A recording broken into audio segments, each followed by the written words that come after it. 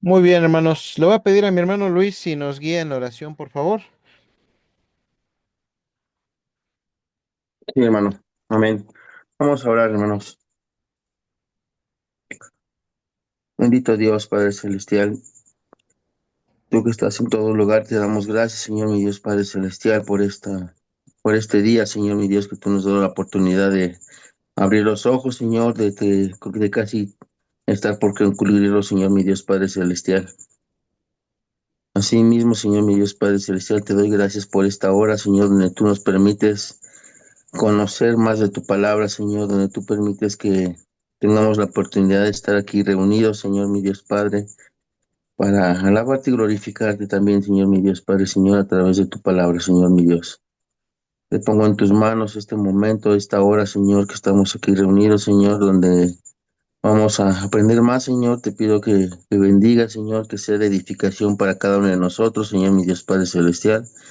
Te pongo en este momento también la vida de nuestro pastor en tus manos, Señor, mi Dios Padre, que tú sigas utilizándolo como hasta el día de hoy, Señor mi Dios. Tú sabes que Él prepara estas clases con amor, Señor mi Dios Padre, para que nos preparemos, Señor mi Dios Padre, y poder tener más conocimiento de ti, Señor mi Dios. Te pongo a cada uno de mis hermanos también, Señor mi Dios Padre, que están aquí conectados, aún por los que no están conectados, Señor, que seas tú haciéndolos llegar a tiempo, Señor mi Dios Padre, si es que se van a conectar, y si no, pues también que los cuides donde se encuentren, Señor mi Dios Padre Celestial. Te pongo en las manos la vida de cada uno de mis hermanos aquí conectados, Señor mi Dios, que tengamos un corazón dispuesto, Señor mi Dios, para conocer, para entender, Señor, cada palabra que dirija nuestro pastor, Señor mi Dios, Padre Celestial. Te ponemos en tus manos todo este tiempo, Señor, en el bendito nombre de tu Hijo amado, que es nombre sobre todo nombre de nuestro Señor Jesucristo. Amén. Amén. Gracias, hermano. Pues bien, hermanos, dando continuidad a nuestro estudio sobre este tema del gobierno congregacional, pues hemos venido precisamente estudiando pues que la iglesia es el todo, o sea, que la iglesia es quien decide a final de cuentas, que nos rendimos cuentas unos a otros, pero dentro del gobierno congregacional hemos visto que solamente la Biblia menciona dos oficios muy importantes. El primero de ellos, pues, es el de anciano, obispo, aunque la palabra pastor solamente aparece una vez en la Biblia, que es con Pedro precisamente, y no, pero cuando hablamos o cuando vemos en la palabra de Dios la palabra obispo o anciano, básicamente se refiere al pastor. Entonces, y el segundo puesto oficial que la iglesia o que el Señor instituyó divinamente, pues es el servicio de diáconos. Este tema, bueno, ya lo hemos abordado de alguna manera desde un principio. Creo que está claro que cuál es la función primordial de los diáconos, pero ¿cómo es que lo ve la iglesia o sobre todo la denominación bautista? Bueno, primeramente, más antes que nada, hermanos, como les he dicho, ¿no? Este oficio del diácono está al lado, o sea, es decir, está al lado del pastor, obispo o anciano, como uno de los dos que fueron instituidos por Cristo dentro de la iglesia neotestamentaria. Esto es bien importante. Ahora, debemos de entender, o con la iglesia debe de entender, hermanos, que este oficio divinamente ordenado, porque está ahí. Los diáconos, hermanos, nunca deben de ser objeto precisamente de rechazo o ridículo, ni por el pastor, ni por la congregación, porque como lo dice la escritura y lo leímos, son dignos de honor, son dignos de un reconocimiento. Por eso, hermanos, hay ciertos pastores o ciertas iglesias que tienen a los diáconos ahí como pues solamente porque necesitamos o porque la Biblia dice que debemos de tener diáconos. No, los diáconos tienen un lugar muy especial dentro de la iglesia. Es un cuerpo divinamente instituido. No es algo que se hayan sacado de la manga como la Iglesia Católica que tiene sacerdotes, obispos, cardenales y no sé qué tanto más, y pues al final el Papa, ¿no? No es algo que sea jerárquico. Entonces, primeramente entendamos esto. Ya de requisitos y todo eso, pues bueno, está claro, creo que no tenemos ninguna duda al respecto. Pero que entendamos ahora este punto. Están al lado. No es ni abajo ni arriba, sino están al lado del servicio del pastor. Por eso, hermanos, los pastores deberíamos esforzarnos en equipar a los diáconos para que puedan cumplir con las responsabilidades que Dios les ha dado dentro de la iglesia local. Si una iglesia local, hermanos, quiere salir adelante, precisamente debe de tener diáconos que funcionen adecuadamente.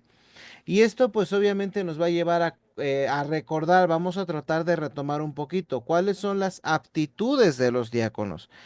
Hemos visto, hermanos, que una de las aptitudes o los requisitos bíblicos para el oficio del diácono, si recuerdan, son virtualmente los mismos que los del pastor, que lo vimos ahí en 1 Timoteo 3.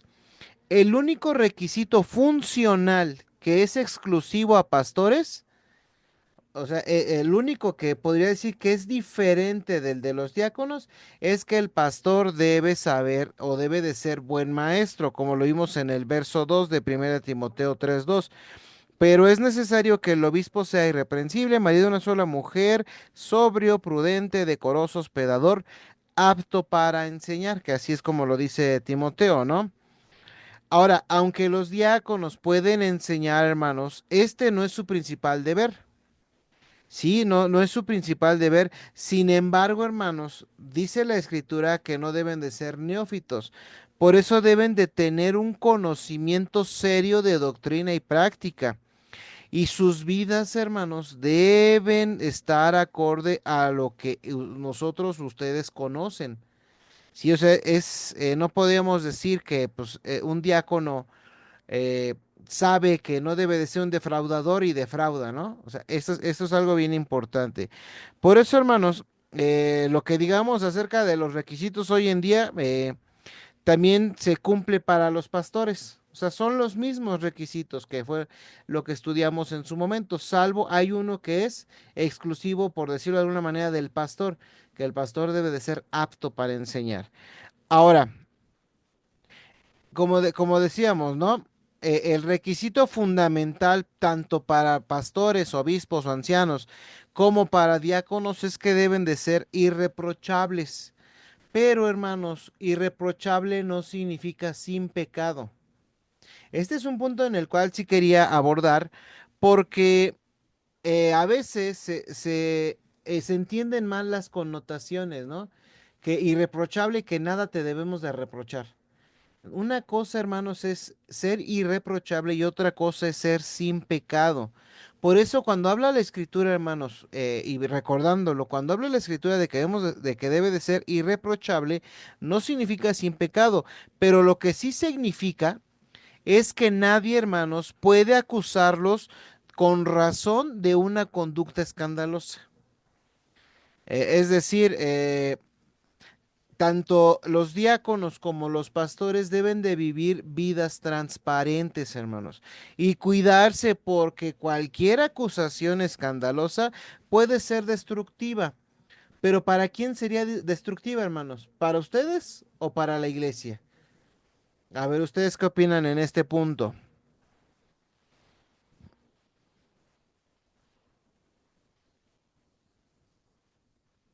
Este, pues, no, yo pienso que, pues sí, principalmente recae en la persona, en uno, pero sí afectas a la iglesia, por supuesto, porque de alguna manera también se dañaría, se daña también el cuerpo de Cristo.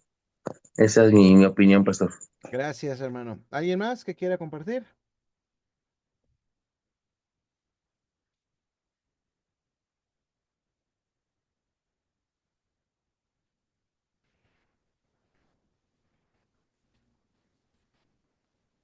¿Nadie más quiere compartir? Ok.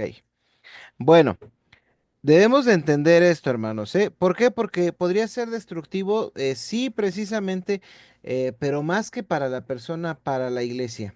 Acuérdense que en esta posición en la que estamos, ustedes y yo, es que estamos al cuidado de la iglesia. En la reunión de varones de los domingos lo hemos visto, ¿no? Lo vimos apenas hace unos días, hace 2 semanas, que vimos acerca de lo que Pedro le dice a los pastores, ¿no? Dice, tengan cuidado, cuiden de la grey, porque el Señor les dejó esa responsabilidad, tanto a pastores como diáconos. Por eso, hermanos, a veces hay iglesias, sobre todo iglesias bautistas, muy fundamentalistas, muy legalistas, que dicen, no, pues es que dice que debe ser marido, ¿no? O sea, entonces tiene que ser casado. Y como habla de hijos, también tiene que tener hijos. Entonces, hermanos, y lo dan, aunque la Biblia da por sentado esto, es importante, hermanos, que si eres casado y tienes hijos, bueno, si eres casado, tienes que ser recto con tu mujer. O sea, es decir, no cabe la infidelidad, no cabe el maltrato, no cabe el desdén, etcétera. Tus hijos, pues deben de ser lo más correctos posibles, ¿no?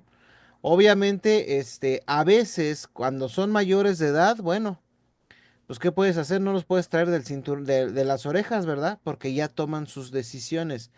Sin embargo, si el testimonio de ustedes como padres o de nosotros como padres es el correcto, bueno, nuestros hijos seguirán ese ejemplo. Y si no, bueno, es algo que tenemos que cuidar mucho. Pero esto no significa que se pierde el diaconado. Este es un punto que quiero dejar muy claro. Debemos de ser muy diligentes en este asunto. Sí, porque por ejemplo yo se los pongo así, o bueno, cuando menos yo lo he entendido así. A lo mejor si ustedes ahorita alguien me dice no estoy de acuerdo, pues sería bien escuchar otro argumento. Pero yo pienso, bueno, cuando son pequeños o cuando dependen de nosotros, totalmente la autoridad es de nosotros. Pero una vez que deciden hacer su vida, en automático ellos dejan ese seno familiar. Y pues al dejar el seno familiar, pues bueno, son personas responsablemente personal. Son personas que en su persona son responsables. Sí, es decir, ya no se les puede ligar con la familia del servidor, en este caso del diácono o del pastor. Por eso, hermanos, eh, dice Tito 1:6, esto me llama mucho la atención. El que fuere irreprensible, marido de una sola mujer y tenga hijos creyentes que no estén acusados de disolución ni rebeldía. Por eso, hermanos, la familia de un pastor o un diácono debe estar comportándose bien mientras se encuentren bajo el amparo o el mismo techo del diácono o pastor. No sé si queda claro o alguien pues dice, no, no estoy de acuerdo en este punto. Hola, este, no, hermano, yo creo que sí, sí, coincido, digo ya, eh, creo que sí, sí se entiende. De alguna manera, bueno, cuando tenemos a nuestros hijos bajo nuestra tutela, bajo nuestra manutención, pues sí, respondemos por ellos, pero ya cuando son adultos, pues también entendemos que ellos ya son responsables de sus decisiones y por ende las consecuencias de que de ello tengan, ¿no? Digo, bueno, ahorita yo que tengo ya a mi hijo que ya vive solo, pues lo he experimentado y bueno, pues recurro al Señor, pero ya no le puedo yo llamar la atención y sujetarlo como lo tenía cuando tenía 8 años, ¿no? Pero sí, sí, sí, y entiendo. Y respecto al otro punto que mencionó, pues sí, coincido también con el hermano Luis. Gracias. Ok, gracias, hermano. ¿Alguien más?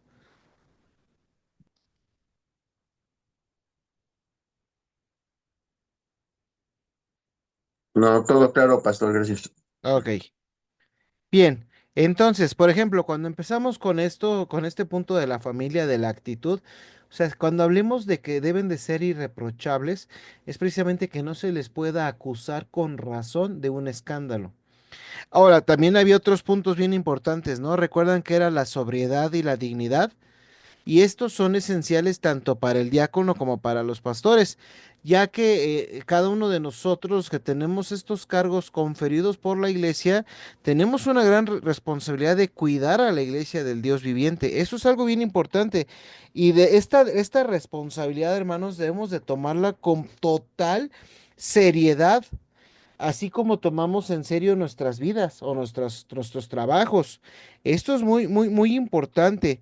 Pero esto, hermanos, tampoco no significa que no tengamos jovialidad. No confundamos jovialidad con libertinaje o ser libertinos. O sea, es decir, a veces hay pastores que para que sea aceptado en la grey se comportan de una manera que qué bárbaro, ¿no? Hacen chistes, hacen bromas de mal gusto o pesadas, no es a lo que me refiero. No significa que no hagamos un chiste, no significa que siempre estemos con una cara de seriedad, no, eso no significa, hermanos. Significa que debemos de ser acorde a lo que realmente estamos representando. O sea, es una balanza. Tenemos que encontrar precisamente ese equilibrio de manera que la grey y la congregación no confunda, ahora sí que como se dice el dicho popular, ¿verdad? No confunda la amistad con el negocio. Perdón, fue ahorita lo que se me vino a la mente, ¿no? O sea, no deben de confundir, hermanos, la posición que se tiene con respecto a a la congregación. A mí como me hizo pensar mucho, por ejemplo, el día que estuvimos reunidos en casa de Leo y Betty, lo que me decía esta Bere, ¿no? O sea, ya después me venía pensando en el camino, dije, bueno, tienen razón, estoy en una posición en la que no me puedo dar ya ese lujo de cuando pues, era intermedio o era joven. Esa es la forma en que tenemos que encontrar el equilibrio, pero ese equilibrio también lo tenemos que encontrar en base a la palabra de Dios. Y digo, qué bueno que el Señor utilizó a Bere para recordarme la posición en la que estoy. Pero vuelvo a lo mismo, no significa que no esté, por ejemplo, compartiendo con los jóvenes o que estemos alegremente en una convivencia sana. Sí, entonces, por eso, hermanos, las escrituras nos dice que debemos de ser serios concernientes a la escritura. Es decir, cuando se trate de doctrina, cuando se trate de lo que dice la escritura, es sí ser de manera firmes. Si estamos hablando de reverencia, tenemos que ser reverentes. Si estamos hablando de de una doctrina pura, tenemos que mantener esa doctrina pura. Por eso, hermanos, si no poseemos esta cualidad, sobre todo de defender la escritura, bueno, sí sería bueno pensar entonces si somos adecuados o no para estos cargos. Por eso, hermanos, tanto el pastor como los diáconos deben saber comportarse de manera equilibrada y algo que dice ahí bien importante, ¿no? Tener dominio propio. No debemos de ser de ese tipo de personas que se abandonan, por ejemplo, al alcohol, ¿no? O otras sustancias por el estilo, o que se entregan al dinero, a los juegos, a las apuestas, etcétera, etcétera, etcétera. También, hermanos, otro punto que es importante que deben de tener tanto diáconos como pastores es la hospitalidad. Sí, por ejemplo, en Tercera de Juan, versos 5-8 nos dice, ¿no? Que es el elogio de la hospitalidad de Gallo. Dice, amado, fiel te conduces cuando prestas algún servicio a los hermanos, especialmente a los desconocidos, los cuales han dado ante la iglesia testimonio de tu amor, y harás bien en encaminarlos como es digno de su servicio a Dios para que continúen su viaje, porque ellos salieron por amor del nombre de Él sin aceptar nada de los gentiles. Nosotros pues debemos acoger a tales personas para que cooperemos con la verdad.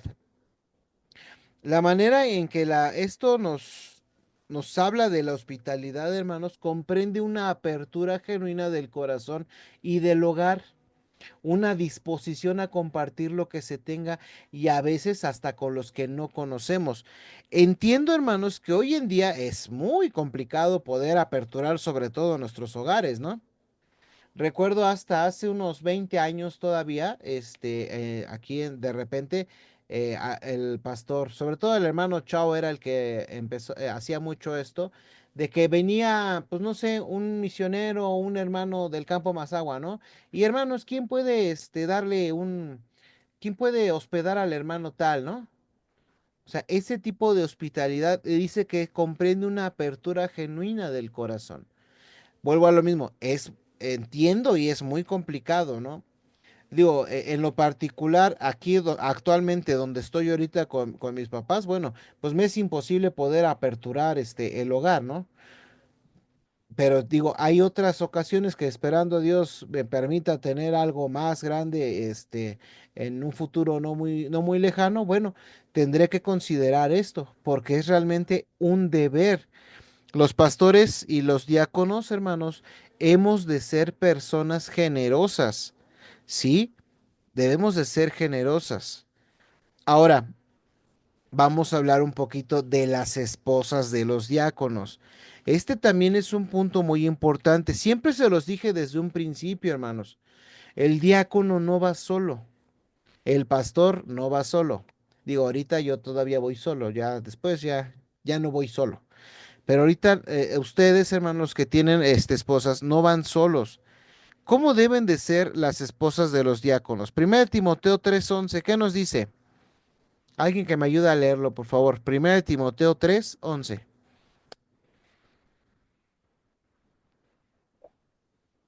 Dice, las mujeres asimismo sean honestas, no calumniadoras, sino sobrias, fieles en todo. Gracias, hermano. Ciertamente lo que dice en este punto debe aplicarse también a la esposa de los pastores. O sea, no crean que nada más es para los diáconos, ¿no? Y de hecho dice Tito 2:3, que es algo que debe de complementar este texto. Dice, las ancianas asimismo sean reverentes en su porte, no calumniadoras, no esclavas del vino, maestras del bien. Es decir, las esposas, las mujeres deben de dar evidencia del mismo tipo de sobriedad, de dominio propio que caracteriza a los pastores y a los diáconos. Algo que me puse a investigar de 1 Timoteo 3:11, que nos dice, las mujeres asimismo sean honestas. Otras versiones dicen las esposas, otras versiones dicen mujeres, como en el caso de la Reina Valera. Algunos han sugerido precisamente que esta palabra no se refiere a las esposas de los diáconos, sino que se refiere a las mujeres que pueden ser diáconos o diaconisas en la iglesia. Sabemos que hay un ejemplo, ¿no? Que de la escritura en Romanos 16:1, que nos dice, os recomiendo además nuestra hermana Febe, la cual es diaconisa de la iglesia en Cencrea, ¿no? Que también esta palabra diaconisa se traduce como sierva en otros pasajes. Ahora, aunque estas referencias, hermanos, son ligeras evidencias para establecer a las mujeres en el cargo del diácono. Algunas iglesias bautistas sí tienen, que ministran a las necesidades de las mujeres en la congregación. En las iglesias que no tienen diaconisas, las esposas de los diáconos casi siempre asumen este tipo de tareas. En nuestra iglesia, pues no tenemos diaconisas, pero están las esposas de los diáconos y en su momento la esposa del pastor. Estoy hablando de nuestra iglesia en particular. Por eso, hermanos, la noción de que las mujeres puedan ser diáconos quizás parezca menos chocante si el cargo de diácono fuera propiamente interpretado en términos de servicio y no como de liderazgo. Sí, hace poco tuve un ligero intercambio de opiniones con un pastor de una iglesia bautista y me decía esto, no, es que cuando fue su examen ya ve que fueron dos diaconisas de comunidad apostólica. Entonces, no, pero es que no, la Biblia no dice, no podemos tomar un texto, etcétera, etcétera, etcétera. Bueno, y estuvimos platicando, ¿no? Y le mostraba algunos textos donde habla de mujeres que servían. Por eso, si entendemos el cargo del diácono desde el punto de vista en términos de servicio, no tendría por qué chocarnos la idea de que una mujer ocupe ese cargo y no como un término de liderazgo. ¿Sí? No sé si más o menos están entendiendo este punto o hay alguna duda o alguna pregunta o comentario. No, ninguna duda por mi parte. No, siento que sí está bien, pastor, porque también dentro de las necesidades de la iglesia, efectivamente, muchas veces también se necesitan las manos de las hermanas, ¿no? Porque si en alguna situación la que se tiene que auxiliar a una hermana Y uno como hermano no puede auxiliar en muchas situaciones, entonces se necesita tener también el apoyo de las hermanas como diaconisas, el pastor. Ok, gracias. ¿Algún otro comentario? Betty, Leo. No, pastor, yo no estoy atento a los comentarios de mis hermanos, pero sí, como, bueno, también como digo, como dice mi hermano Luis, pues es importante, ¿no? Porque de repente, pues ya lo hemos platicado en algunas ocasiones que cuando, por ejemplo, se tiene que hablar con alguna hermana, es importante que haya diaconisas, o en este caso, por ejemplo, nuestras esposas. Yo sé que mi hermano Luis, pues no tiene su esposa, mi hermano Miguel, pues ahorita todavía está en otros temas, ¿no? Pero, por ejemplo, yo en mi caso, por ejemplo, pues de ser necesario, pues Betty puede acompañarnos, ¿no? Cuando hay algún caso, por ejemplo, cuando fuimos a ver a Bere, ¿no? Que fue Betty, que fue no, no me recuerdo, fue Kenia. Entonces, es padre y es bonito y es parte, pues, de ese servicio que nosotros también como diáconos tenemos que tener y pues integrar a nuestras esposas, ¿no? Para que así ya también puedan ellas, pues, servir, ¿no? En esos casos, ¿no? Cuando es necesario, como dice mi hermano Luis. Es mi comentario. Gracias. No sé si Betty tenía algún comentario. No, dice que no, todo bien. Ah, ok, perfecto. Entonces, en base a esto, hermanos, de este punto de las aptitudes de los diáconos, bueno, que espero que haya quedado claro, ¿no? Obviamente ya no íbamos a profundizar mucho en el tema porque ya lo vimos, pero sí es importante repasar esto. Ahora, la función de los diáconos, hermanos. En la iglesia bautista, eh, se utiliza a los diáconos a veces de diferentes formas, ¿no? Pero la pregunta que debemos de hacernos, ¿cuál es la función bíblica de los diáconos? A ver, hermanos, quiero escuchar a los tres en sus respuestas. Bueno, a los cuatro. Está mi hermana Betty también. Pues la función bíblica de los diáconos, bueno, no sé si estoy mal, corrígeme, pero según yo, pues es el servicio a la iglesia, ¿no? No es al pastor, no es a alguien en específico, sino a toda la iglesia. El servicio, en realidad. Ok. ¿Algo más? No, pues por dos. Es que también lo mismo, sí, es que sí, la Biblia lo dice, ¿no? Se buscaban personas para servir las mesas, ¿no? O sea, realmente es el servicio, bíblicamente hablando, esa es la función fundamental del diácono, pastor. Bueno, para mi punto de vista. Ok, gracias. Perdón, se me pasó a comentar también que, o sea, sí es el servicio y sí también estamos en apoyo al pastor, o sea, pero pues ahora sí que, o sea, no es como que nada más exclusivamente para el pastor, sino para toda la iglesia, ¿no? Pero sí tenemos que apoyar, en este caso, cuando usted no está o, por ejemplo, en los cultos, pues estar al servicio también con usted, ¿no? Ok, gracias. Hermano Caballero.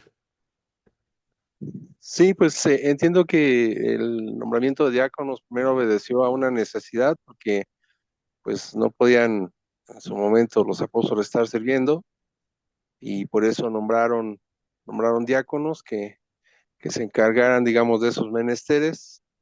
Y también, bueno, veo que también ya Pablo le dice a Timoteo que ya también como que complementa las funciones que precisamente están para auxiliar y apoyar al pastor y apoyar al pastor en el cuidado de la iglesia, ¿entiendes? Esa parte, ¿no? En el cuidado de la iglesia en todos los aspectos. La iglesia, tanto en el aspecto físico, hablando del templo, como de los hermanos y a nivel espiritual. Ese sería mi comentario. Gracias. Gracias, hermanos. Bueno, pues ¿qué creen? No les voy a responder esto, pero sí les voy a responder cuál no es la función de los diáconos. Realmente tienen razón en sus comentarios. Pero en primer lugar, hermanos, ¿cuál no es la función de los diáconos? Según la Biblia, hermanos, los diáconos no gobiernan ni dirigen la iglesia. Aquí hay un punto bien importante y sobre todo en la historia de nuestra iglesia, en lo cual hay algunos hermanos que tienen todavía un sentimiento arraigado en el mal sentido de los diáconos, porque hay hermanos que inclusive lo han alguna vez lo ha dicho, que bueno, dice, es que el grupo de diáconos muchas veces es un grupo de choque. ¿Por qué? Porque se quiso entender o entendieron los diáconos que son parte fundamental para el gobierno de la iglesia o para dirigir la iglesia. Hermanos, el cuerpo de diáconos, y ahorita sí voy a hablar en específico del cuerpo de diáconos, no constituyen una junta, no constituyen un organigrama o algo que tenga que ver con el poder y sobre todo de tomar decisiones como en una organización, fuera de la iglesia. En una iglesia, hermanos, bautista, sobre todo que diga que son bautistas, la autoridad, ¿en quién está arraigada? Pues en la congregación, es decir, todas las decisiones están arraigadas en la congregación. Por eso, hermanos, no podemos decir cuál no es la función de los diáconos.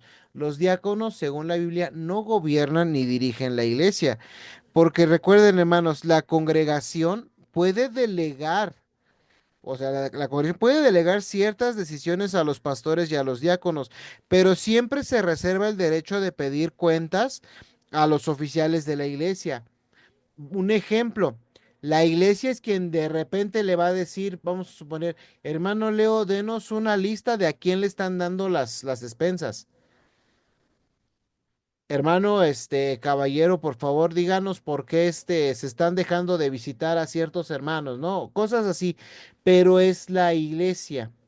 Es la iglesia quien va a llamarnos a rendir cuentas a los diáconos como a los pastores. Por eso tenemos que recordar, hermanos, que y como dice este último párrafo, las iglesias bautistas tienen gobierno congregacional, no diaconal, no episcopal, no pastoral. Ahora, como les decía, ¿no? Los diáconos no son un organismo central o centralizado donde toman decisiones, como una junta directiva. De hecho, eso hasta a veces habría que quitar ese vocabulario dentro de las iglesias, ¿no? Porque de repente he escuchado, es que en la junta de diáconos. O sea, como si fuera que, o no sé, ahí da esa idea, ¿no? De que hay una superioridad, que toman decisiones, que dirigen a la iglesia. Por eso, hermanos, eh, en cuestión de organigrama dentro de los diáconos, bueno, no sé, es correcto decir el presidente de diáconos. Por eso ustedes, hermanos, en su momento, bueno, eligieron un presidente de diáconos, ¿sí?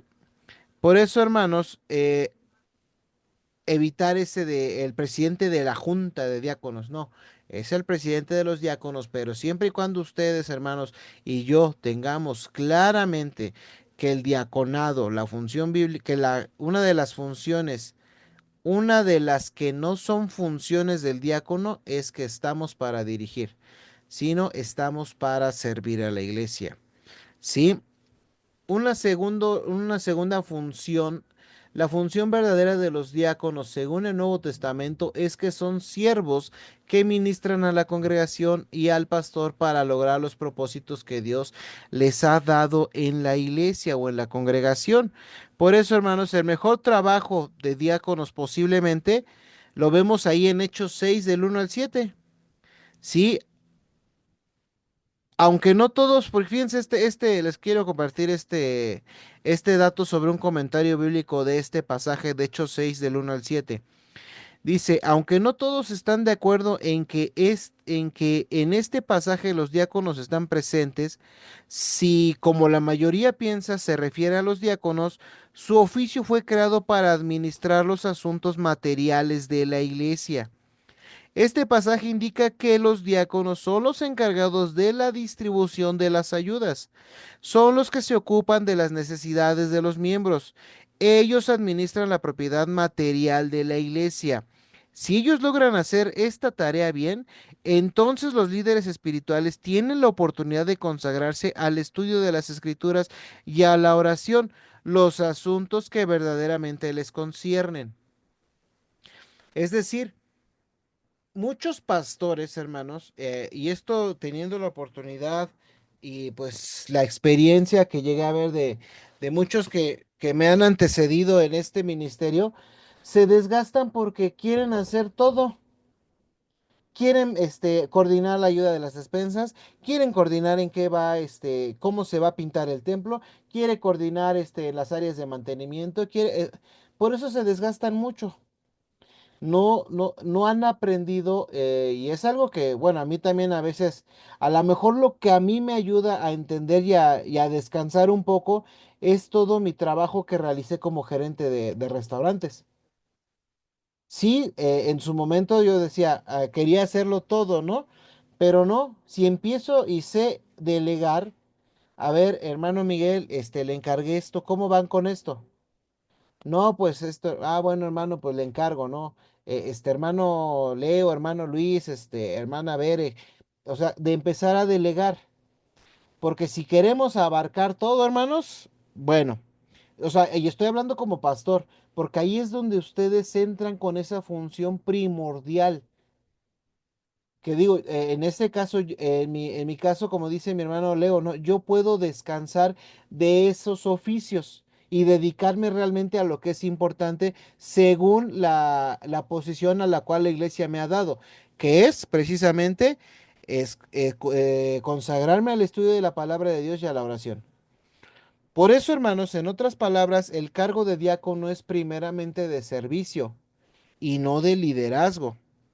Sí, por eso, hermanos, dice Kevin Bauer en este manual de eclesiología del cual también me apoyé para realizar este estudio, dice acerca de los diáconos. Los diáconos eficaces están conscientes de las necesidades de los miembros de la iglesia y se esfuerzan en satisfacerlas.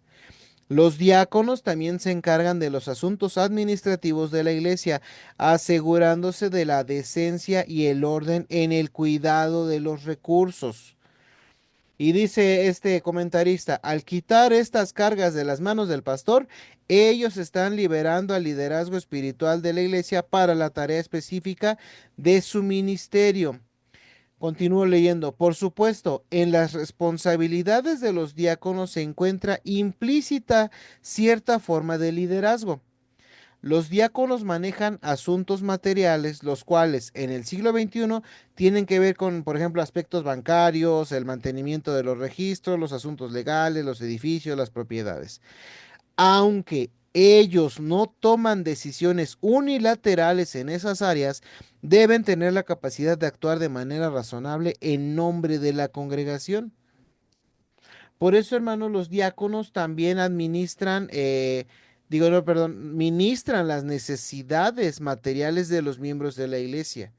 El caso, por ejemplo, en específico de nuestra iglesia, las despensas. Ujú. Y es natural, hermanos, que a ustedes, y bueno, debiera ser natural, no sé si les esté pasando, y ahorita me gustaría escuchar su testimonio, pero no sé si les esté pasando que en base a que ustedes vayan tomando este ministerio real, el de servicio, la misma congregación se va a acercar a ustedes a pedirles precisamente o buscar consejería espiritual. Entonces, hermanos, los diáconos que pasan muchas horas ayudando a las personas definitivamente desarrollarán influencia espiritual dentro de la iglesia. ¿Qué dicen, hermanos? ¿Les está pasando esto o hay que trabajar en ello?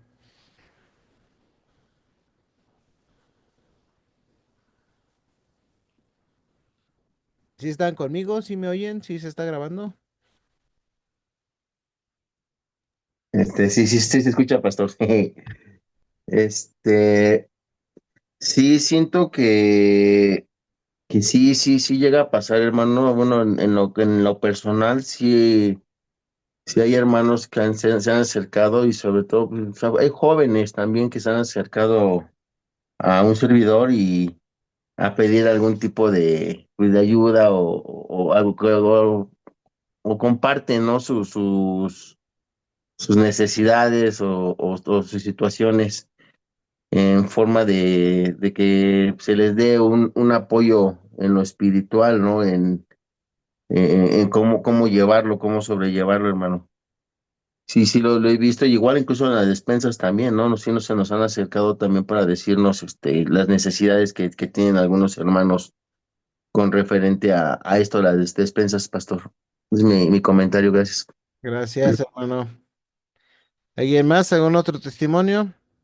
Hermano Caballero, hermano Leo. Pues sí, hermano, sí, como dice Luis, la verdad es que, eh, pues sí, se acercan los hermanos, preguntan, cuestionan, y manifiestan, ¿no? Ahí a veces, pues piden oración, ¿no? Ahí que se ore por ellos. eh, y sí, sí se acercan como buscando ahí el consejo, y sí, yo creo que eso también nos demanda a nosotros cuidarnos, conservarnos de manera correcta delante de Dios para pues también apoyarles.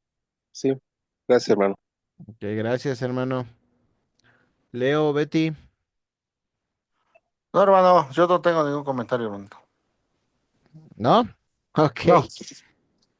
Bueno, ahora, hermanos, esta influencia no es mala, ¿eh? Sino todo lo contrario, es algo que todo pastor, hermanos, debería no debería de sentirse amenazado por ello, sino todo lo contrario, ¿no? Eh, Como les he dicho, los pastores que tratan de abarcar todo el poder, pues obviamente al final de cuentas no van a poder, ¿sí? Y se va a ahogar, va hasta inclusive a declinar en muchos casos, ¿no? Por eso, hermanos, un principio de gerencia eficaz nos dice que cuando se comparte, se multiplica la fuerza. Sí, o sea, cuando aprendemos a compartir o a delegar, se va a multiplicar la fuerza para una correcta productividad. Eso es algo que nos enseñan en desarrollo de personal. Sí, entonces, hermanos, dice Kevin Bauer, este me llama mucho la atención. Un pastor sabio se deleitará en tener diáconos fuertes y vigorosos porque su poder puede ser usado para glorificar a Dios en gran manera. Sí, ahora otro punto bien importante, hermanos. Este poder del que estoy hablando para los diáconos deben de usarlo conforme a la naturaleza de su oficio, ¿eh? Acuérdense que no les va a tocar controlar, sino facilitar, hermanos. Son ayudadores, son siervos, primeramente para la congregación, como bien lo tienen claro, y después para el pastor. Sí, entonces, hermanos, los diáconos fuertes que usan su poder sabiamente son de gran bendición para el trabajo de la iglesia local. Y acuérdense, ¿a qué me refiero con poder? Bueno, pues a este poder para glorificar a Dios. Ajá. Por eso, hermanos, si los pastores prepararan a sus diáconos para oficiar las ordenanzas, muchas iglesias evitarían momentos desagradables cuando están sin pastor. ¿Qué será del día que le diga a mi hermano Leo, te toca ministrar la cena del Señor? ¿Ya estás listo, Leo? ¿Qué crees, hermano Leo? Me amanecí con un fuerte dolor de estómago el domingo y pues no voy a poder llegar a ministrar la cena del Señor. Ahí es donde ustedes van a entrar. ¿Sí? ¿Por qué? Porque no va a haber ningún problema, porque están entendiendo su oficio. Saben que es parte de su oficio. ¿De acuerdo? Ahora, con respecto a los diáconos y otros oficios, el Nuevo Testamento define dos oficios para la iglesia, el de pastor, obispo o anciano y el de diácono. Para que una iglesia neotestamentaria esté completamente organizada, necesita por lo menos un pastor y dos diáconos. Bueno, nosotros tenemos uno de más, ¿verdad? Entonces, a menudo que la iglesia, a menos que la iglesia lo requiera, pues bueno, se van a necesitar más hermanos, más diáconos, ¿no? Pero si los diáconos hermanos se encuentran haciendo o asumiendo responsabilidades pastorales, entonces es muy posible que estén dejando de cumplir sus responsabilidades diaconales. Por eso, hermanos, hablaba con ustedes el domingo, ¿no? Precisamente de este punto. Ahorita, algo que les delegué exclusivamente a ustedes, a toda la plantilla del cuerpo diaconal, vamos a llamarlo así, es decir, mi hermano Miguel, mi hermano Luis, mi hermana Betty, mi hermano Leo, mi hermana Bere, mi hermano Lalo, Por ejemplo, les dejé, les delegué muy claro, ¿no? La meditación de los viernes.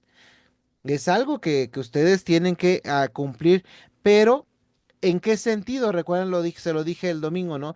Es porque hay que empezar a preparar. Yo se los he dicho, yo no soy eterno. No sé cuánto tiempo más vaya a estar aquí, ya sea en la tierra o en la iglesia, o no sabemos los designios del Señor. Pero lo que sí sé es que es mi responsabilidad como pastor tener un cuerpo diaconal preparado para asumir cualquier responsabilidad con respecto a al oficio, por ejemplo, en este caso pastoral, que es la enseñanza y la predicación de la palabra. Un ejemplo, esos son los primeros que debemos de tener. Sin embargo, hay iglesias, hermanos, que utilizan de los diáconos para muchas otras, responsabilidades.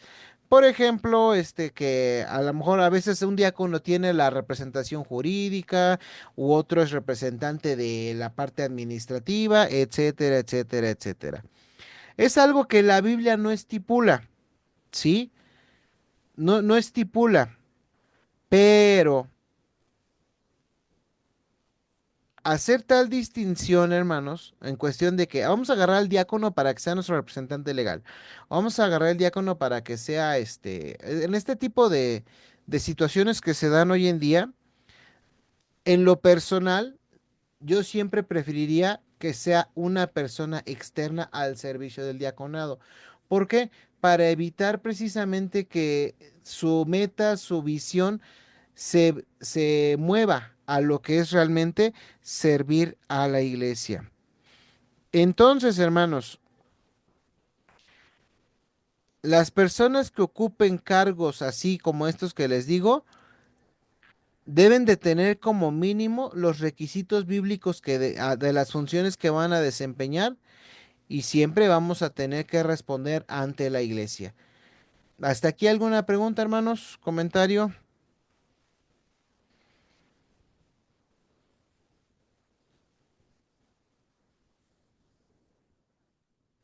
No, pastor, todo bien por mi parte, gracias. Muy bien, hermanos. Y esto nos va a llevar a un punto muy importante dentro. No sé si ya quedó más o menos claro por qué trata todos estos temas este distintivo del gobierno congregacional. Porque no solamente queda en que la iglesia es quien decide, sino queda que realmente como es la iglesia la que decide y es la iglesia la que pone a sus oficiales, es por ello que nosotros tenemos esa responsabilidad para con la iglesia. Y esa responsabilidad nos tiene que llevar a este fin, que es la unidad de la iglesia. Sí,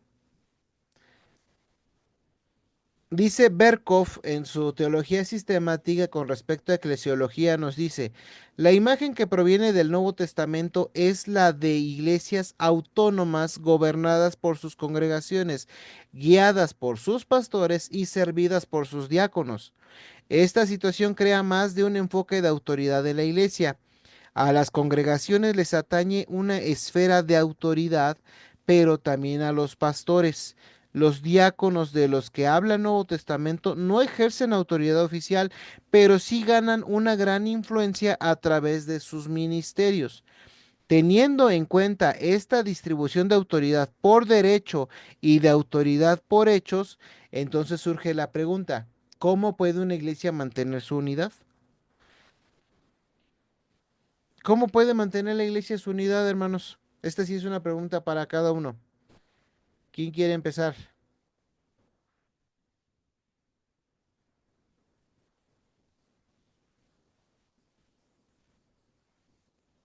A ver, hermano Miguel, porque si no les digo, nos vamos a tardar más. Gracias. Sí, yo creo que precisamente la unidad en el espíritu viene en la palabra de Dios, y obviamente todos los esfuerzos, eh, digamos, en el ámbito espiritual siempre nos tiene que llevar, como dice la palabra, a la cautividad, ¿no? En el pensamiento hacia el Señor. Entonces, yo creo que una de las cosas es que estemos atentos tanto del hermano débil, el hermano conflictivo, esas situaciones como para también poder desactivar, digamos, esas bombas con amor, respeto, ¿no? Pero yo creo que cuando hablamos de unidad y pensando en la iglesia, pues nos tiene que unir el amor en el Señor, ¿no? Este, pero obviamente, pues nosotros tenemos que ser reflejos de ese amor, ¿no? También, tanto como diáconos al servicio de la iglesia, como miembros, ¿no? Que somos de por sí. Ese sería mi comentario, hermano. Gracias, hermano. Hermano Luis, los voy a decir así como los tengo yo aquí en pantalla, ¿eh? Bueno, sí concuerdo en lo que dice el hermano Caballero, principalmente pues, es en el amor. En el amor se mantiene la unidad. En mi punto de vista también sería no perder el enfoque realmente de lo que es el servicio y tener la humildad y el reconocer que realmente estamos para servir y para apoyar. Yo creo que cuando llega a entrar el ego o llega a entrar la soberbia la persona, en el hermano, es donde empieza a haber esa desunión, ese tipo de conflictos. Pero si estamos bien centrados y concientizados de lo que dice la palabra y cuáles realmente nuestras funciones, sí, pues se puede mantener la unidad en la iglesia, pastor. Gracias. Betty o Leo, o primero uno y luego el otro. ¿Qué pasó, hermano? Primero yo. Pues sí, sí, la misma palabra nos los dice. Acabo de checar ahorita en 1 Corintios 1:10, que dice: Os ruego pues, hermanos, por el nombre de nuestro Señor Jesucristo, que habléis todos una misma cosa, y que no haya entre vosotros divisiones, sino que estéis perfectamente unidos en una misma mente y en un mismo parecer. Entonces, pues la misma palabra lo dice, ¿no? Tenemos, como dice mi hermano Miguel también, pues tenemos que estar todos unidos en amor, ¿no? Por el amor que hay al Señor, pues tenemos que estar unidos en todo momento, y a eso agregarle también que, pues como iglesia también a veces en todos los proyectos que hay, en todo, por ejemplo, en las reuniones, pues tratar de entendernos, ¿no? O sea, lo que uno planea o propone a la iglesia para que no haya ese tipo pues no sé si decirlo, división, o que estemos todos en un mismo sentir, ¿no? Es mi comentario. Gracias, Betty. Sí, igual, pues la palabra creo que nos lo reitera en varios libros. Y por ejemplo, aquí en Filipenses dice que pues debemos de estar igual en ese mismo sentir, en el mismo amor. Dice, por tanto, si hay alguna consolación en Cristo, si algún consuelo de amor, si alguna comunión del Espíritu, si algún afecto entrañable, si alguna misericordia, completad mi gozo, sintiendo lo mismo, teniendo el mismo amor, unánime, sintiendo una misma cosa. Dice, no hagáis por contienda o por vanagloria, antes bien con humildad, estimando cada uno a los demás como superiores a él mismo, no mirando cada uno por lo suyo propio, sino cada cual también por lo de los otros. Haya pues en vosotros este sentir que hubo también en Cristo Jesús. Entonces, pues no perdiendo el propósito y pues viendo por los demás y dejándonos igual a nosotros mismos pues de un lado, ¿no? Porque cuando nosotros pensamos en nosotros mismos caemos en el egoísmo. Entonces, ahí dice que no hagamos las cosas por vanagloria, porque eso es lo que muchas veces pues corrompe, ¿no? Corrompe a las personas, el querer hacer las cosas como yo quiero o imponer mi voluntad y dejar a un lado el propósito o el sentir de la iglesia, pero basada en toda la enseñanza que nos dejó el Señor Jesucristo. Cuando perdemos ese propósito, pues yo creo que es cuando hay división, como ya lo han repetido varias veces. em, que muchas veces no es 100% un hecho que todos vamos a compaginar en opiniones, pero al final del día, pues tenemos que dejarnos guiar también por el Espíritu Santo para que pues estemos en ese mismo sentir y no causemos conflictos entre nosotros mismos. Bien, gracias, hermanos. Sí, fíjense que esto es algo bien importante. ¿Y por qué viene esta pregunta o por qué tenemos que tomar este punto de la unidad de la iglesia? En base a lo que hemos visto. Porque hay situaciones en que generan una autoridad. En este caso, ¿no? Por ejemplo, la autoridad del pastor y la autoridad de los diáconos. Pero esto, hermanos, esta unidad es siempre en función de aquello que une, como lo acaban de decir bien claramente. Hay un libro muy interesante que se llama El Plan del Señor para la Iglesia. Es interesante en el sentido de cómo habla. Este libro fue escrito por John MacArthur.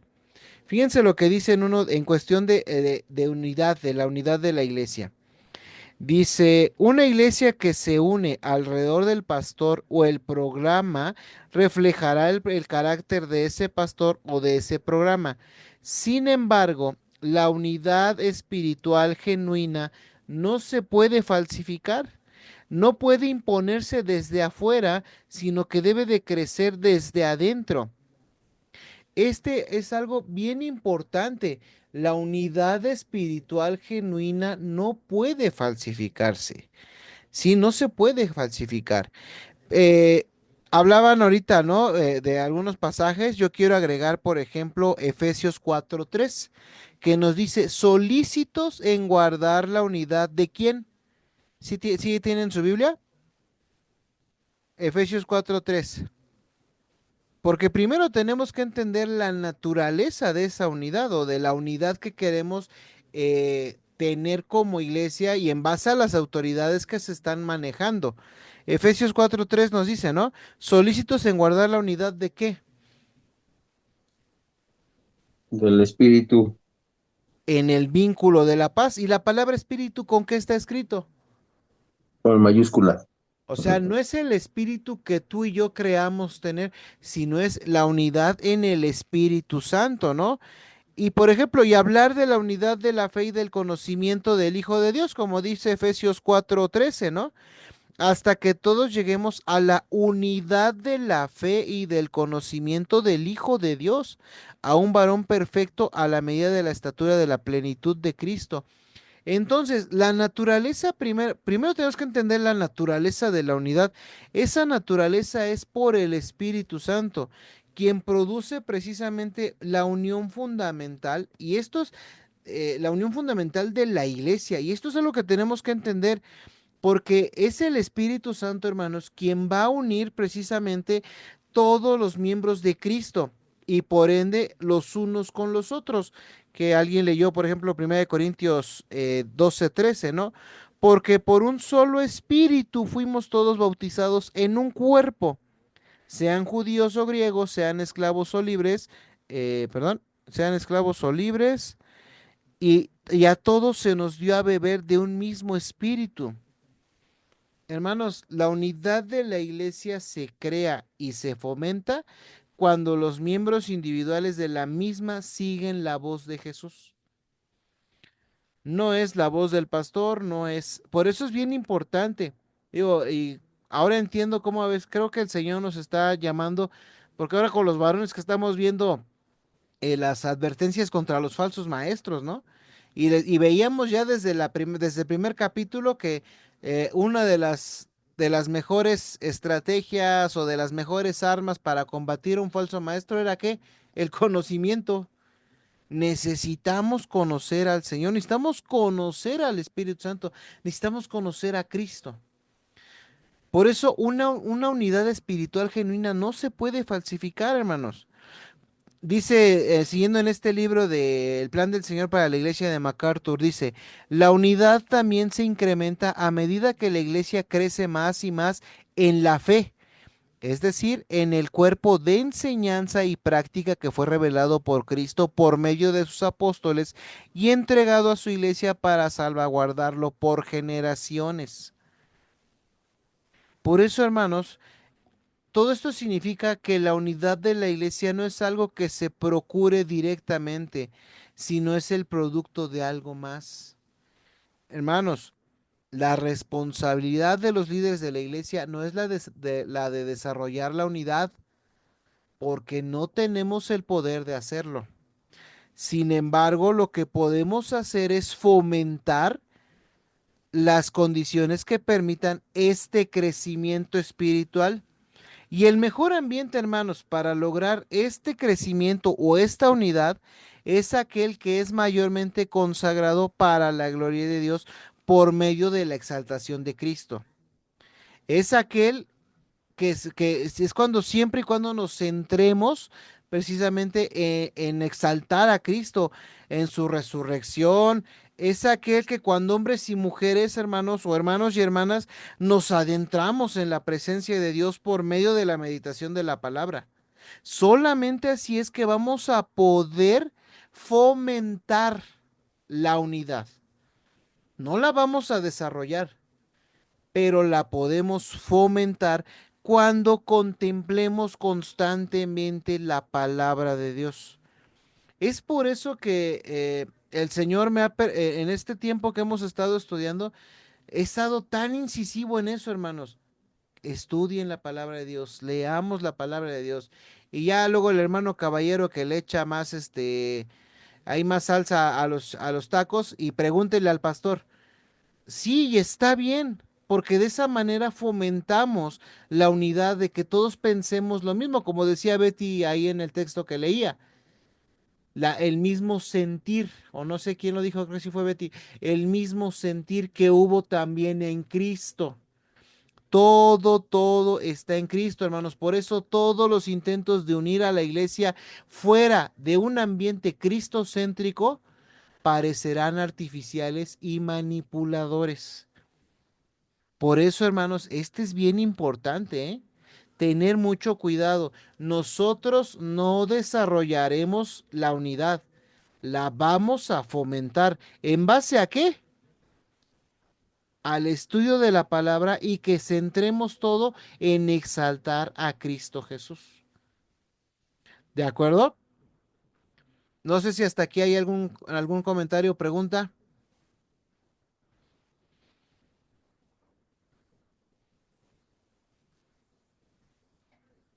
Creo que no. No, pastor, Entonces, no. No, ok, no, ninguno. gracias, hermanos.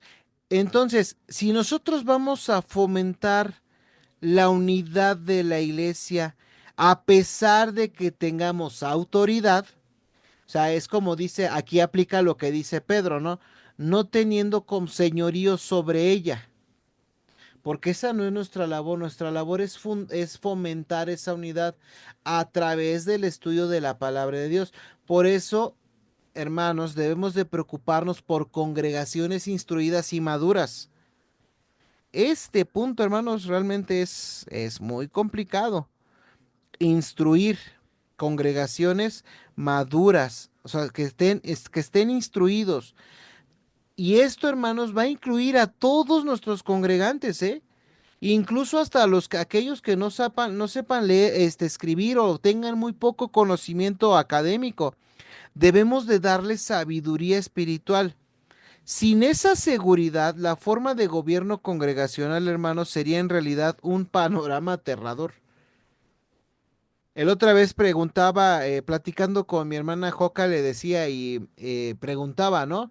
Porque ella me preguntaba, oiga hermano, pero faltan 4 en la última reunión. Y yo le decía, a ver, ¿tú qué opinas? En en la iglesia existe la democracia como con la connotación que tenemos. ¿Ustedes qué opinan, hermanos? Ahorita les digo lo que me contestó, pero sí quisiera hacerles la pregunta también a ustedes. En la iglesia existe la democracia, así como con la connotación que tenemos hoy en día de que el voto de la mayoría, etcétera, etcétera.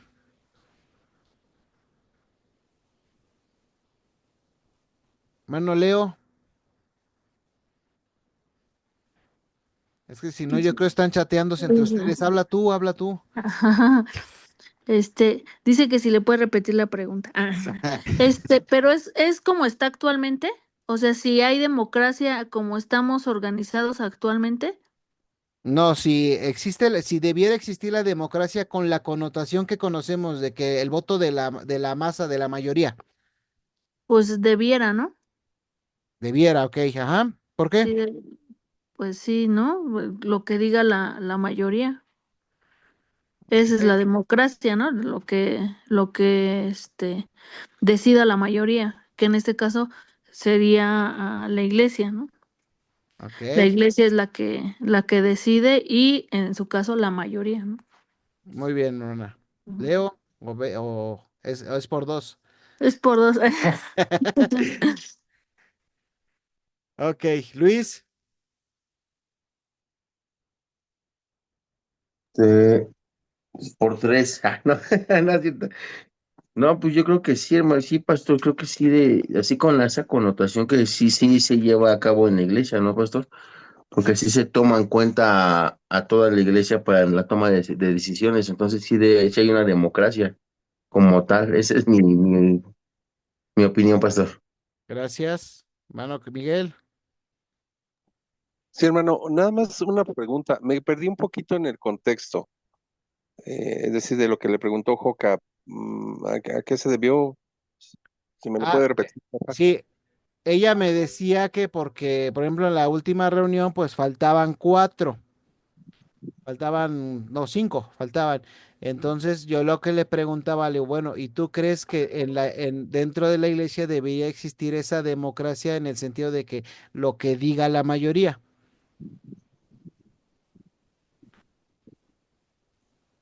Ya, Ah, ya entendí.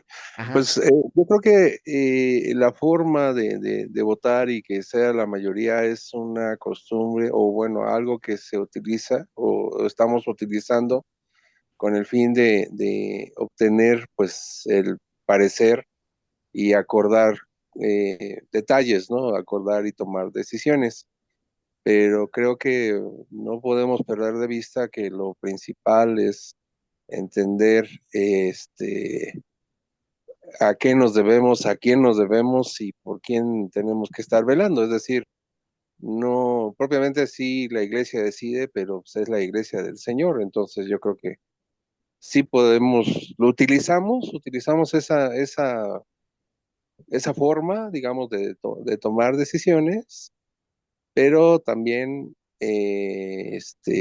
pues yo creo que también tenemos que entender que estamos dentro de un ámbito espiritual y pues antes de que nos gane pues la emoción, yo creo que tenemos que ponerlo delante de Dios para que cada uno pues pueda expresar quizás pues los puntos de vista que se requiera la decisión en cuestión. Es decir, al final, hermano, yo digo, la democracia o la forma de decir, no sé, que esté la mayoría o todo eso, se utiliza, pero pues realmente debe ser una teocracia, ¿no? Gracias. Así es. Gracias, hermano. Ok. ¿Por qué este punto o por qué les estoy poniendo como que este antecedente? Porque a veces tenemos que entender que dentro de nuestras congregaciones, hermanos, si es algo, por ejemplo, este es un punto que ha defendido a veces mucho nuestro hermano Juan Mario, creo que en las primeras reuniones lo comentó, ¿no? Que hay personas dentro de la congregación que no tienen el conocimiento o la madurez espiritual, el conocimiento o la madurez para tomar decisiones. En ese punto tiene razón. Y obviamente, pues si es una mayoría que está de esta manera, pues obviamente la votación se va a inclinar hacia una decisión que posiblemente no sea la adecuada. ¿Por qué? Por la inmadurez del hermano. Entonces, es bien importante, hermanos, vayamos a Hebreos 5, 13 y 14, porque debemos de entender, hermanos, que aquellos que entiendan mejor las escrituras van a ser más capaces de tener mayor discernimiento y por lo tanto van a tomar mejores decisiones. Hebreos 5, 13 al 14 nos dice, y todo aquel que participa de la leche es inexperto en la palabra de justicia porque es niño, pero el alimento sólido es para los que han alcanzado madurez, para los que por el uso tienen los sentidos ejercitados en el discernimiento del bien y del mal.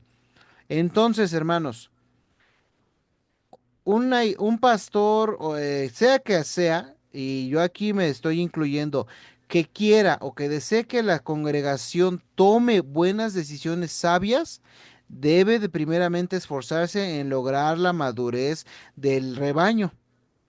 De hecho, la madurez, hermanos, es una de las marcas de una iglesia exitosa que tenemos ahí en Efesios 4:13, hasta que todos lleguemos a la unidad de la fe y del conocimiento del Hijo de Dios, a un varón perfecto, a la medida de la estatura de Cristo. Por eso, hermanos, debemos de tener mucho nuestro trabajo, y principalmente en este caso el mío, es precisamente que debemos de llevar a la congregación a una adultez espiritual, que cada miembro de la iglesia llegue a un nivel de estabilidad capaz de ofrecer su contribución en todo el cuerpo. Por eso, hermanos, el gobierno congregacional solo funcionará en una iglesia que esté siendo instruida y que esté creciendo en conocimiento y virtud. Por eso, hermanos, en este sentido, ¿y qué decía Joca? Solita se respondió, yo ya no le respondí, sino se puso a pensar y dice, bueno, no debería de ser en ese sentido en que como lo ven en el mundo, de que pues sí necesitamos la mayoría, dice, porque se supone que nos reunimos, oramos y dependemos del Espíritu Santo. A lo mejor en el sentido de que pues bueno, para ver si hacemos esto o aquello, pues sí hay una votación. Y eso es ahorita con lo que voy a cerrar. Pero el pensamiento de Joca es el correcto. Debemos de ser guiados por el Espíritu Santo para tomar la mejor decisión. ¿Y eso quién lo va a hacer? Pues solamente la persona que sea madura y que tenga este discernimiento. Por eso es importante, hermanos, que dentro de la congregación sea instruida. Por eso, hermanos, y esta realidad debe de moldear el ministerio del pastor. Volvemos a lo mismo. Tal vez a lo mejor no me considero el pastor que pues está bien con todos, que busca caerle bien a todos. No me considero de esa manera, en lo particular.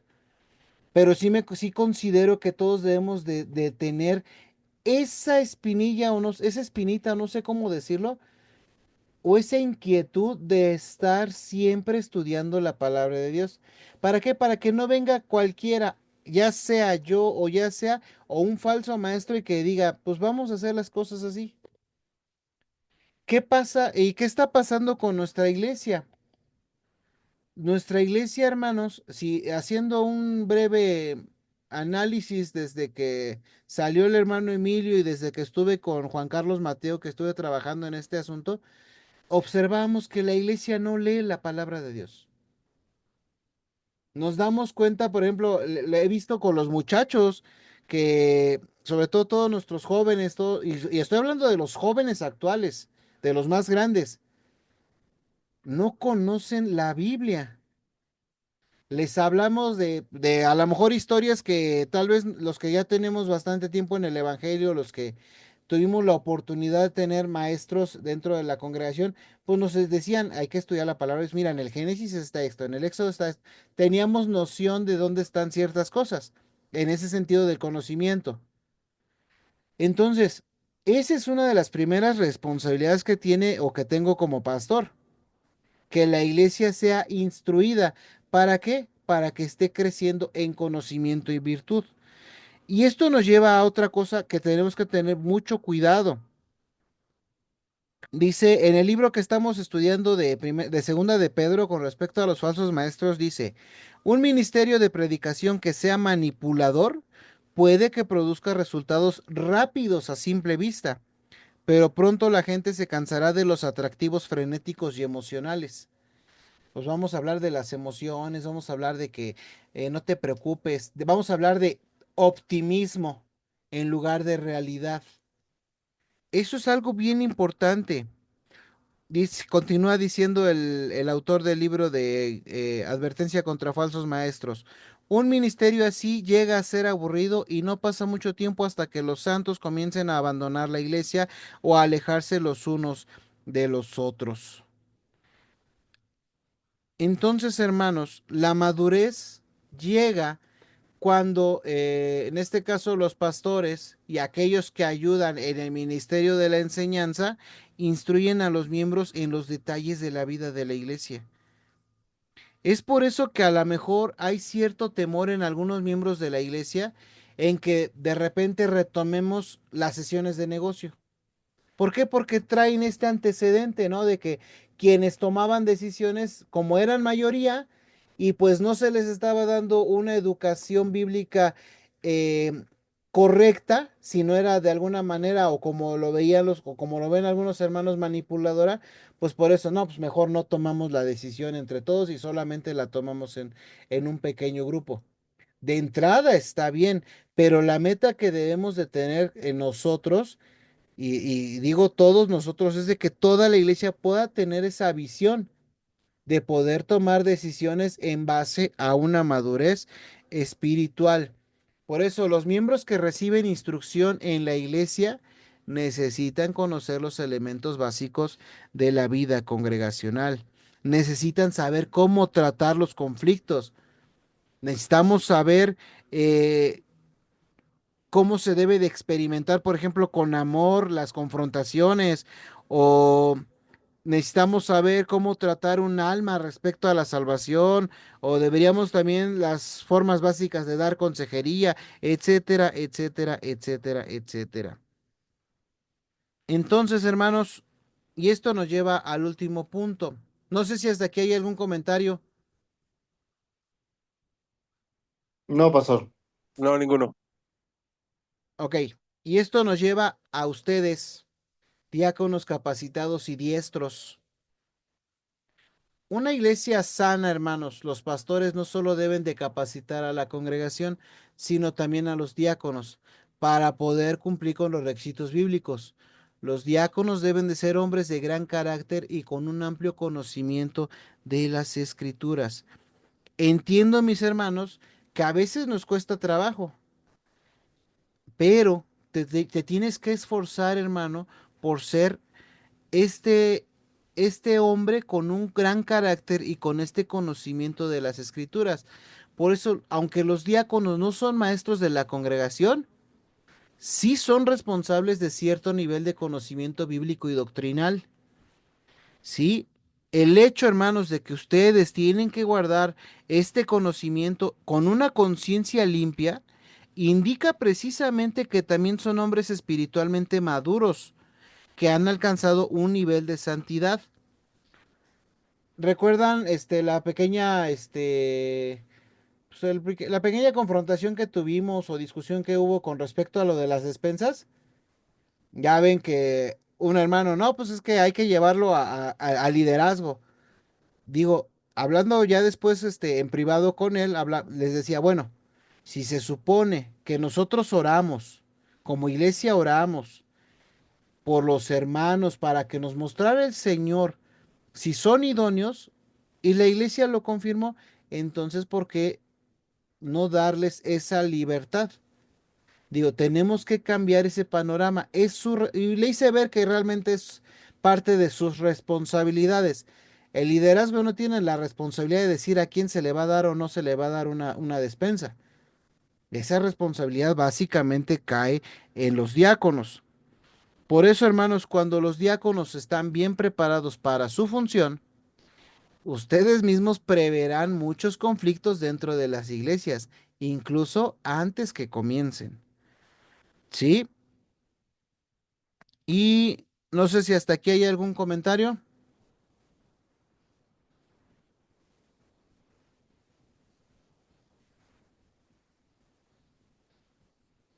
No, pastor, gracias. Por mi parte está bien. No, No, ninguno. tampoco, pastor. Ok. Entonces, hermanos, esto nos debe de llevar a aprender algo. ¿Cuál sería la estructura de las conversaciones y las decisiones? Se han escrito infinidad de manuales, hermanos, con respecto a que lo que nosotros, o no sé si alguno de ustedes haya escuchado hablar de de las reglas parlamentarias que hay dentro de las iglesias bautistas. Hay uno en particular que es muy conocido dentro de las iglesias bautistas que fue escrito por el hermano misionero en México, Eldon Sturgeon. Sí, y de hecho lo tenemos ahí en el archivo de la iglesia. Pero hermanos, debemos de entender algo. Las iglesias bautistas son de gobierno congregacional. Las decisiones de la iglesia al final se han de tomar mediante el voto congregacional. Aquí está lo que veníamos diciendo, ¿no? Los pastores y la iglesia pueden hacer mucho para asegurar que se llegue a decisiones de manera tal que promuevan la unidad y no la socaven. Por eso, hermanos, para tomar buenas decisiones, los hermanos necesitan estar bien informados. Como consecuencia, en vez de tratar de limitar el flujo de información dentro de las iglesias, tanto diáconos como pastor deben de facilitar este flujo de información. Yo sé, hermanos, que algo que bueno, me llamó la atención del domingo, ¿no? Y desde hace 15 días, que en qué fallamos o en qué fallé como pastor es, a ver, los hermanos no estuvieron. Hermanos, en la reunión de liderazgo tuvimos estos acuerdos. ¿Y qué pasó? Pues bueno, que cada quien dijo lo que pues creía. ¿Por qué? Porque no hubo un flujo de información correcto. ¿De acuerdo? Entonces, esto lo tenemos que, es lo que les decía, ¿no? Esa estructura de conversación de información. Entonces, hermanos, y esto hay que entenderlo, ¿eh? No es de que ustedes le hablen o que hayamos hablado, oiga, hermana, pues fíjese que esto pasó en la reunión de liderazgo. No es un chisme, o no es para ir como en forma de chisme. Es para que pues, se pueda conversar y en su momento que sepan las decisiones que se tomó en este momento, en este punto como liderazgo, y para que de alguna manera a lo mejor ellos nos retroalimenten. No, pues a lo mejor yo creo que debió de haber sido así, así. Y bueno, se puede buscar la mejor forma de resolverlo. Y no que a veces se sienta, digo, a mí me comentaron este domingo pasado, bueno, que fue hasta incómodo la situación que se vivió dentro de la iglesia, ¿no? O sea, que uno habla y que, bueno, que, o sea, como que hay dos versiones. O se siente, o me dice el hermano, me dice la hermana que se me acercó, dice, es que se siente como si hubiera ya una división. Le digo, no, hermana, no se equivoque, no es que haya una división. Le digo, simplemente es que no se bajó la información de manera correcta y de ahí yo soy el responsable. Entonces, esto es bien importante, hermanos, el tomar las decisiones. Por eso, hermanos, a menos que surjan consideraciones imprevistas, volver constantemente al asunto o tratar de negociar la decisión de nuevo, a menudo dañará la unidad de la iglesia. Esta es la puerta por donde entran los tipos de maniobras parecidas a la de los partidos políticos que han plagado a la iglesia desde el tiempo en que Pablo reprendió a los corintios. Este es algo bien importante, hermanos. Por eso cada decisión que tomemos, ya sea, por ejemplo, en grupos pequeños, ustedes cuando se reúnen, las decisiones que tomen tienen que ser movidas por el Espíritu Santo, tienen que orarlas, tienen que tener un consenso maduro. Y esto escala también a las reuniones de liderazgo y va a escalar hasta las decisiones de la iglesia. Por eso, hermanos, ya para terminar y poder terminar este distintivo, al crecer las congregaciones en unidad, gracias a su compromiso con Cristo y con las Escrituras, y a medida que presten atención a los consejos bíblicos de los pastores y a las preocupaciones de sus hermanos, serán capaces de tomar sabias decisiones que honren a Jesús, el único que es cabeza de la iglesia. Entonces, hermanos, recuerden, la autoridad recae ¿sobre quién? Sobre la congregación. Pero la congregación debe de ser guiada ¿por quién? Por los pastores, ¿sí? Pero estos pastores que se entreguen a la enseñanza de la palabra de Dios, no a hacer campaña política. Entonces, y todas las iglesias, así como los pastores, hermanos, deben de ser servidos por diáconos que lleven la responsabilidad de los asuntos materiales. Entonces, mis hermanos, pues bueno. Con esto terminamos este quinto distintivo que es el gobierno congregacional. No sé si hay algún comentario, hermanos.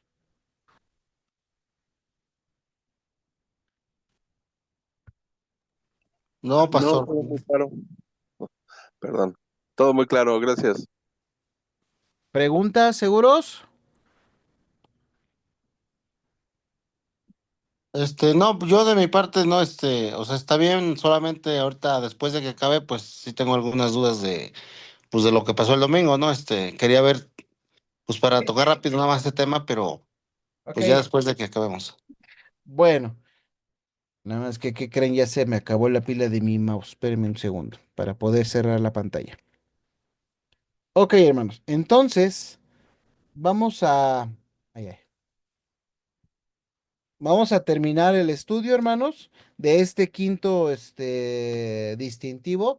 Es importante, fíjense, o sea, a pesar de que es un gobierno congregacional que en teoría se debería de entender rápido, pero vean todo lo que conlleva. Lleva que desde que la iglesia elige a sus oficiales y sus oficiales en automático tienen un sentido de autoridad, pero esa autoridad se basa en cuestión de su enseñanza, en cuestión de su ejemplo, para que la iglesia pueda caminar en una unidad. Solamente así es que vamos a poder lograr tener un gobierno congregacional. Y no es al revés, no es de que pues, a ver el que sepa más, no. Por eso tenemos que tener inclusive congregaciones instruidas, que tengan esa necesidad de estudiar la palabra de Dios, para que podamos llegar a que, como lo leyó nuestra hermana Betty, ¿no? A la unidad de la fe, en el mismo sentir que hubo en Cristo. Bien, hermanos, con esto terminamos entonces este distintivo.